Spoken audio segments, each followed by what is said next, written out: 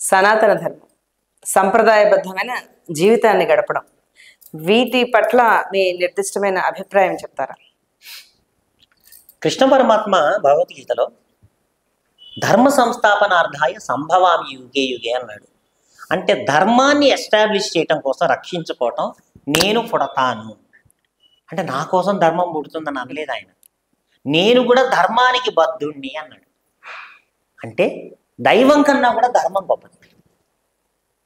నేను దైవాన్ని నమ్మను, కానీ తండ్రిగా నా ధర్మాన్ని నేను చేస్తాను, ఒక గురువుగా నా ధర్మాన్ని నేను చేస్తాను. భగవద్గీత ప్రకారం ఓకే, నీ పని నువ్వు చేయి. సో సనాతన ధర్మం అన్నది ఈ దేశంలో మనం పుట్టగలగటం వల్ల ఇందులో గొప్ప రహస్యం ఉన్నదండి. అది ఇప్పుడు చెప్పమంటారా, తర్వాత చెప్పండి? ఇప్పుడే చెప్పండి. ఇన్ని అవతారాలు, ఇన్ని సనాతన ధర్మాలు, ప్రపంచ సంస్కృతిని, నాగరికతని చూస్తే ఇక్కడ మాత్రమే ఎందుకున్నాయి? ఇక్కడ వైవిధ్యం ఉంది. ఇక్కడ మాత్రమే ఇన్ని దశావతారాలు ఎందుకున్నాయి? ఇంకోటి, అన్ని పుస్తకాలు ఉన్నాయి. చెప్తాను, అదే చెప్తాల్సుకున్నాను.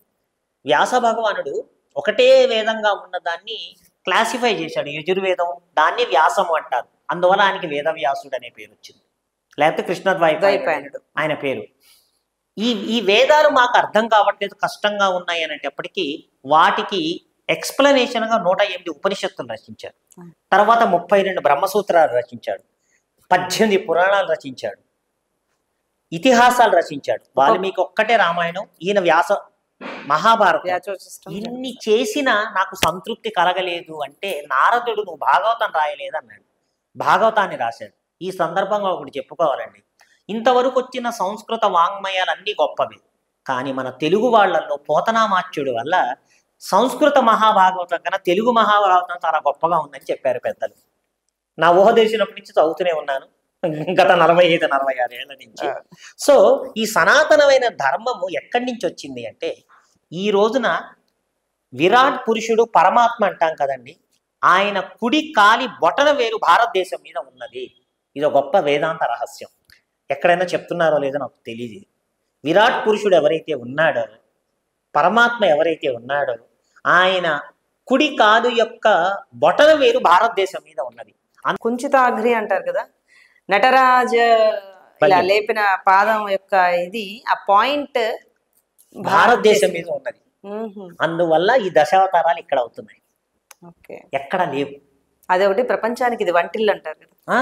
ఒకసారి నాకు తెలిసి సత్యసాయి బాబాని ఒక ప్రశ్న అడిగారు ఎవరు, స్వామి మనందరము భారతదేశం చాలా గొప్పది, ఆధ్యాత్మికంగా చాలా గొప్పది, మనకి సనాతన ధర్మం ఉన్నది, కానీ చూస్తే మరి ఎన్నో అకృత్యాలు అవుతున్నాయి, అవవుతున్నాయి, చండాలంగా ఉంటుంది దేశం అంటే ఆయన నవ్వారు.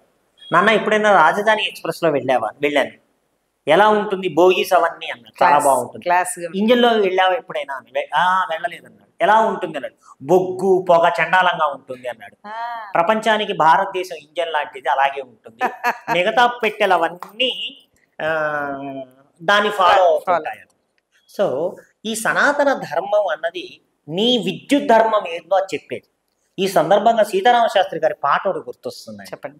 అసలు ఆయన రాసిన పాటలు ఎన్నో ఉన్నా ఇది సినిమా పాట కాదు, విడిగా ఆత్మీయుల కోసము ఈ భారతదేశ సనాతన ధర్మం ఎంత గొప్పదో దాన్ని శ్లాఘిస్తూ రాశాడండి. ఆ పాట మనలో ఉండిపోయింది నాకు. ప్లీజ్. యోగులు సాగిన మార్గం ఇది, లోకములేలిన దుర్గం ఇది, శాశ్వత శాంతుల స్వర్గం ఇది, వేదధ్వజ ఛాయలలో సాగిన భరతావని దిగ్విజయం ఇది, రాతికి రప్పకి చెట్టుకి చేమకి చరాచరమ్ములకన్నిటికీ నతమస్తకమున నతులు సరుపు పరమోన్నతమౌ ఘన సంస్కృతి ఇది, వినయము విద్యాభూషణమనుకును విమల మనస్కుల వీడు ఇది, దురహంకారము దరిజేరని మహనీయ జీవనుల మార్గం ఇది, సరళ జీవనము విరళ చింతనము అవిరళ సరళిగా నించినది. అంటే బై డిఫాల్ట్ మహాయోగులు simple living and high thinking, విరళ చింతనము, simple living and high thinking, సరళ జీవనము విరళ చింతనము అవిరళ సరళిగా నించినది, బై డిఫాల్ట్ గా వాళ్ళకు ఉన్నాయి.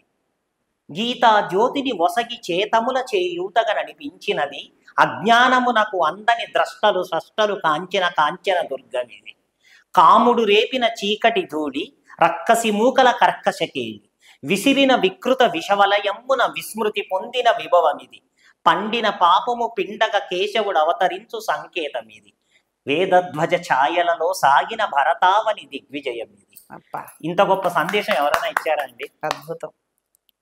అలా గుర్తున్నది నాకు మీకు భగవంతుడి అసలు అది అలాగా జరిలా వచ్చింది మీరు పాడుతుంటే, పులకలు వచ్చాయి. అందువల్ల రామాయణ భారతాలు ఏవి మాట్లాడినా, ఉపనిషత్తులు ఏవి మాట్లాడినా, బ్రహ్మసూత్రాలు ఏవి మాట్లాడినా అవి ఏం చెప్తున్నాయి అంటేనండి ధర్మమే, ధర్మం కోసమే. రామో విగ్రహవాన్ ధర్మ, ధర్మం అక్కడ కేవలం. అంతేకాని స్టోరీలు ఇవి కావండి. కురుక్షేత్ర యుద్ధం దాకా దారి తీసిన పరిస్థితులు ఏమిటి? కృష్ణ పరమాత్మ దగ్గర నుండి జయించాడు. ఎందుకు పాండవ పక్షాన ఉన్నాడు? ఎందుకంటే వాళ్ళు ధర్మాన్ని నమ్ముకున్నారు, నన్ను నమ్ముకున్నారు కనుక వాళ్ళ కోసం ఆయన ఎన్ని కష్టాలు పడ్డాడు, కృష్ణ పరమాత్మ జీవితం ఏమి సుఖంగా సులువుగా లేదుగా. లేదుగా. 6వ రోజు పూతను వచ్చింది పాలు తాగిచ్చి చంపటానికి.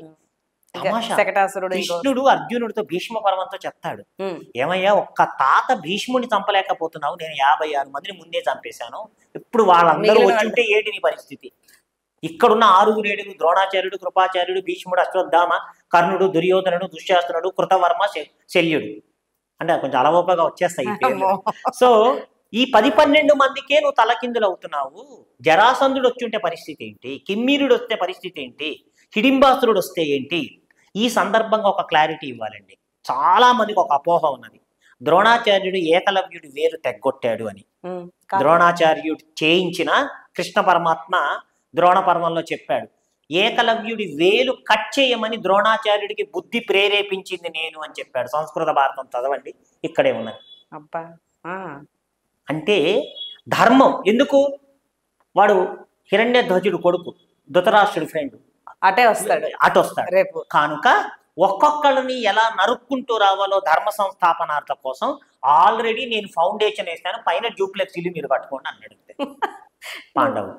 సో ఎందుకంటే ఉన్న స్థలం పాప తక్కువ కదా వాళ్ళకి. సో అలా ఈ సనాతన ధర్మము ఏం చెప్పింది? At the end of the day నువ్వు ఎలా ఆచరించాలి, నువ్వు తండ్రి బాధ్యత ఎలా ఉండాలి, తల్లి బాధ్యత ఎలా ఉండాలి, కొడుకుగా ఎలా ఉండాలి, మానవ సంబంధాలు, ఒక రాజుగా ఎలా ఉండాలి, నువ్వు ఒక పౌరుడుగా ఎలా ఉండాలి, అదే కదా ధర్మం చెప్తోంది. రాముడు అదే చూపించాడు. ఆయనము అంటే ఆయన నడవడిక రామాయణము. రాముడు లేకపోతే, పరాక్రమం లేక రాముడికి ధర్మరాజుకి ఎందుకు అన్ని కష్టాలు పడ్డారండి? ఇచ్చిన ఒక్క మాట కోసం. ఇంకా రామచంద్రుడి స్వామి తండ్రి చెప్పను కూడా చెప్పలా. కౌసల్య ఒక మాట అడిగింది వెళ్తూ వెళ్తూ, నాయనా నువ్వు అరణ్యానికి ఎందుకు వెళ్తున్నావు? నిన్ను అరణ్యానికి వెళ్ళమని అడిగే దమ్ము కోసల రాజ్యంలో ఎవరికైనా ఉందా అని అడిగింది కౌసల్య. నేను సంస్కృతం గురించి చెప్తున్నాను. అంటే ఆయన అన్నాడు, అమ్మ 2 కారణాలు. నేను అడవికి వెళ్ళకపోతే నాన్నగారికి 2 దెబ్బలు తగులుతాయను. ఏంటి నాయన అంది. ఆయన అబద్ధం అన్నట్టు అవుతుంది ఒకటి. రెండవది, ఆయనకి ఉత్తమ లోకాలు కలగవు, నా వల్ల ఉత్తమ లోకాలు కలగవు నేను వెళ్ళకపోతే. ఇది కారణం. ఆ తర్వాత ధర్మం ఆయన చెప్పల, కొడుకుగా ధర్మం. భీష్మాచార్యుడు తండ్రి చెప్పకపోయినా ఆయన మనసు సత్యవతి మీదకు వెళ్ళిందని ఈయన పెళ్లాడే వయసులో ఆయన వివాహాన్ని, రాజ్యాన్ని వదిలేశాడు. అంత గొప్ప కొడుకు ఎక్కడైనా ఉంటాడా అండి? ఈ సందర్భంగా ఓ తమాషా చాలా మందికి తెలియనిది, ఆయన హరిద్వార్ వెళ్ళి తండ్రికి పిండ ప్రదానం పెట్టాడు. పెడితే శంతన మహారాజు ఆకాశం నుంచి దిగి వచ్చి చెయ్యిచ్చి నా చేతికి ఇమ్మన్నాడు. కానీ నేను ఇవ్వను, నేను దర్భల మీదే పెడతాను, అది ధర్మం తండ్రి అన్నాడు. తండ్రి దిగి వచ్చిన. ఇవి ఎగ్జాంపుల్స్ ఉండాలండి. మా జనరేషన్లోనే 70 శతకంలో పుట్టినవాడికే తెలియదు. సో ఇప్పుడు ఈ పిల్లలకి అందుకే ఎప్పుడైనా టైం దొరికితే మా స్టూడెంట్స్కో, నా బంధువులకి, ఎవరికైనా పిల్లలకి కొన్ని మంచి మాటలు ఇలాంటివి చెప్తూ ఉంటాను నేను.